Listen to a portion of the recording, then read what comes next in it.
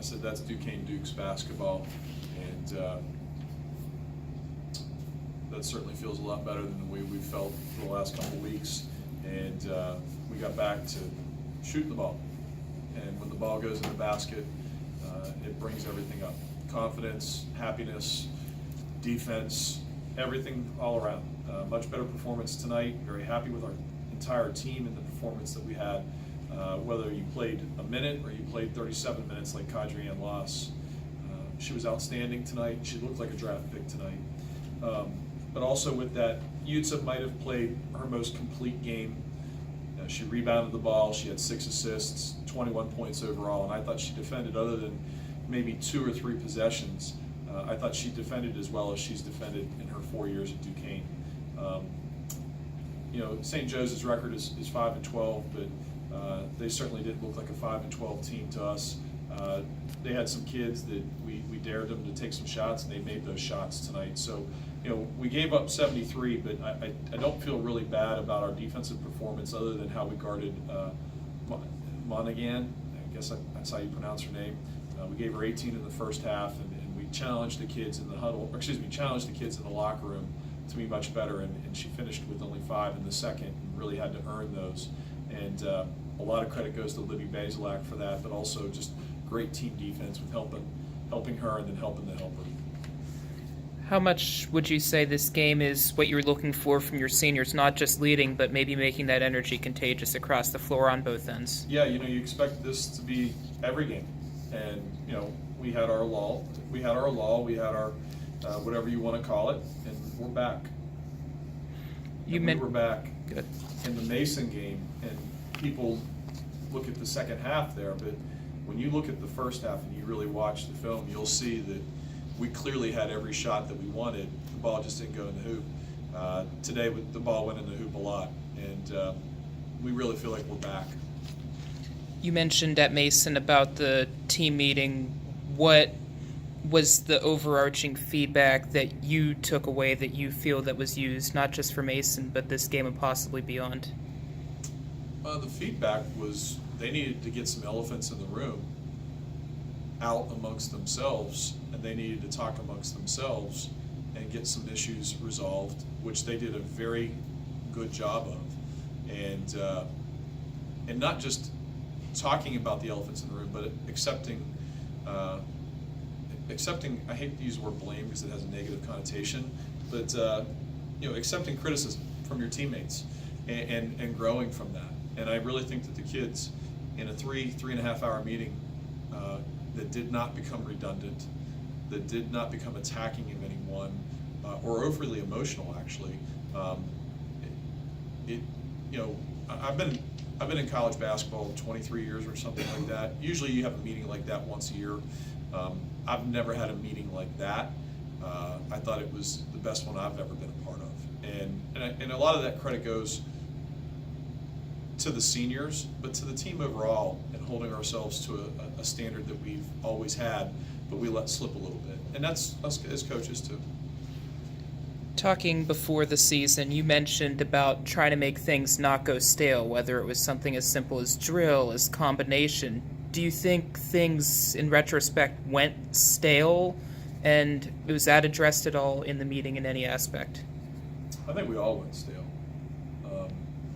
And that includes the coaching staff. Same drills, same type of practice, same play calls, and I think we all got stale. And so we decided to simplify things.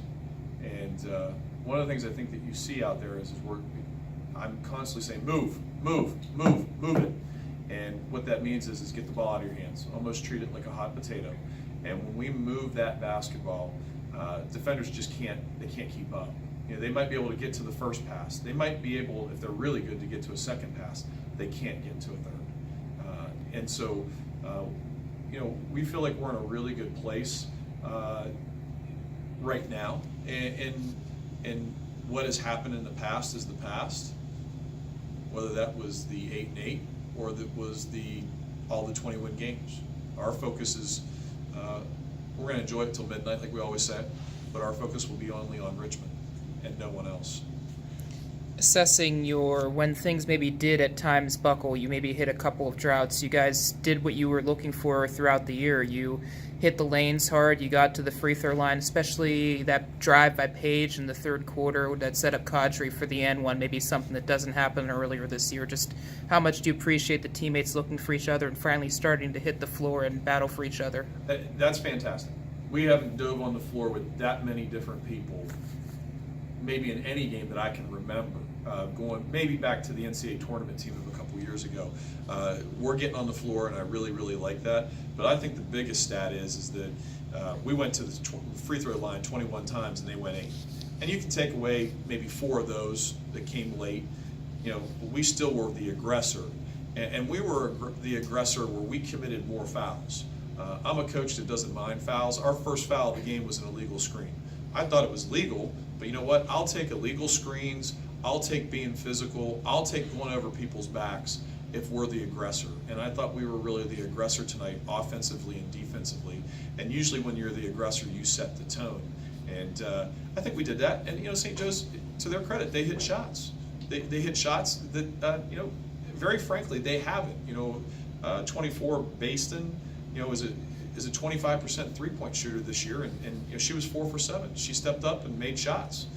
That last one she took was from practically out of bounds. And so, you got to give them some credit too. But felt real good about our performance.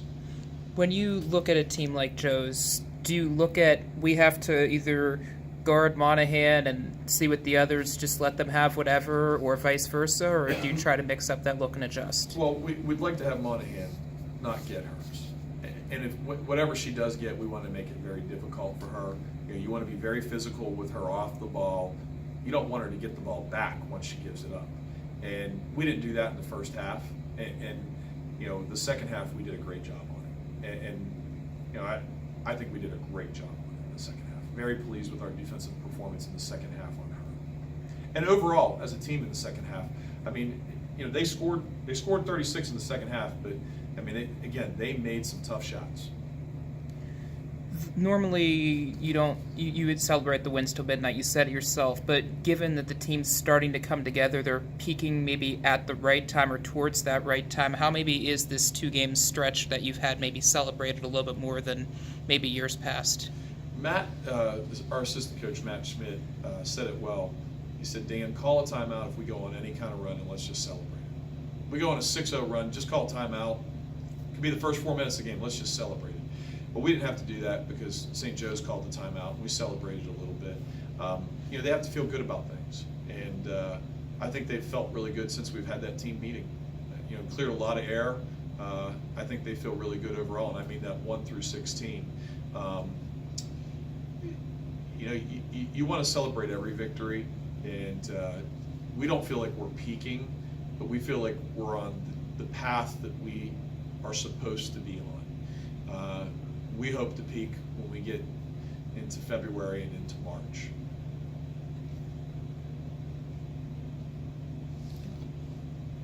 This is your cue. You got anything? Did the pace in this game surprise you at all, especially for St. Joe's? I think it was the most points they've scored and allowed all season. Yeah, they had a couple games where they only scored 39 points in an entire game, and it goes back to defensively we weren't very good in the first half, guard number 12, and then they had kids that made shots that may have been a little bit out of their comfort zone that they haven't made in the past, and they made some tough shots tonight, and I think they should be proud of the performance that they gave tonight. When it's a situation where we were there, we had our hands there a lot. They just made some tough shots, and we were fortunate enough to make a lot more than they did. Thank you all for supporting women's basketball. Thank you for being here.